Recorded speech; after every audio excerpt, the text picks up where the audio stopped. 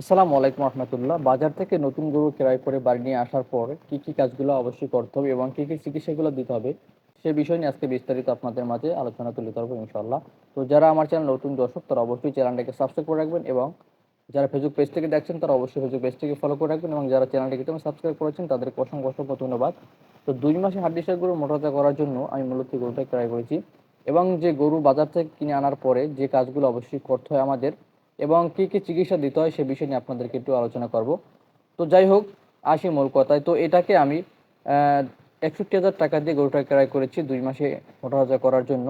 তো বর্তমানে এটা লাইভ ওয়েট আছে 220 কেজির মতো, যার হিসাব করলে আপনার মাংস প্লাস 120-এর বেশি আসে।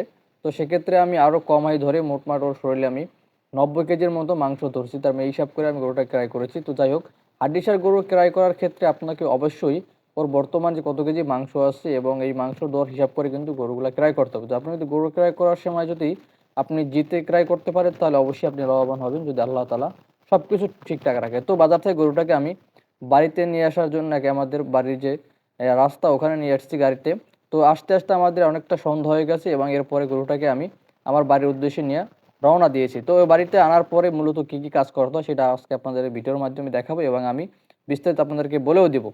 তো গরুটাকে নিয়ে আমি বাড়ির উদ্দেশ্যে রওনা দিয়েছি এবং বাড়িতে যাওয়ার পরে মূলত গরুটাকে সর্বপ্রথম আমি যে কাজটা করেছি, ওকে নিয়ে আমাদের যে খড়ের পাল আছে এবং ওখানে আমি রেখেছি, মানে দেখি ও কিছু খায় কিনা, কারণ সারাদিন গরুটা একদম কিছু না খেয়ে ছিল। তো যার কারণে এখানে একটু বেঁধে রেখেছিলাম। এখানে বেঁধে রাখার পর যে মূল কাজটা আমি করেছি, ও যেহেতু গরু বাজার থেকে আসছে তো বিভিন্ন গরুর ভিতরে ছিল, এর জন্য ওকে একটু যেহেতু উচিত ছিল ওকে আনার পরে গোসল করার, কিন্তু এখন তো শীতকাল যার কারণে গোসল করা সম্ভব নয়।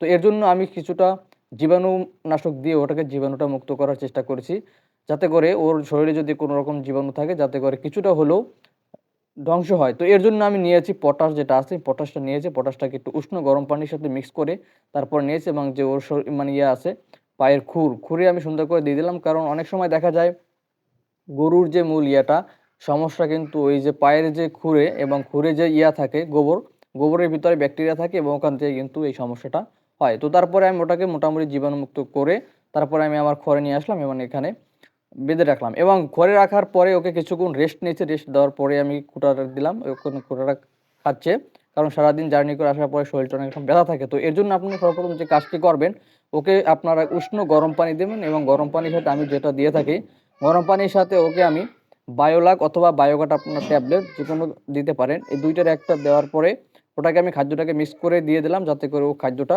খায়। এবং আপনারা গরম পানি দিবেন এই জন্য যাতে করে অনেক সময় মানে গরম পানি দিলেও শরীরে যে ব্যথা থাকে ব্যথাটা কিন্তু ওটা শেষ হয়ে যায়। তো এই ছিল মূলত আজকে ভিডিওটি ভালো লাগলে অবশ্যই চ্যানেলটাকে সাবস্ক্রাইব রাখবেন। ধন্যবাদ সবাইকে এতক্ষণ সাথে থাকার জন্য।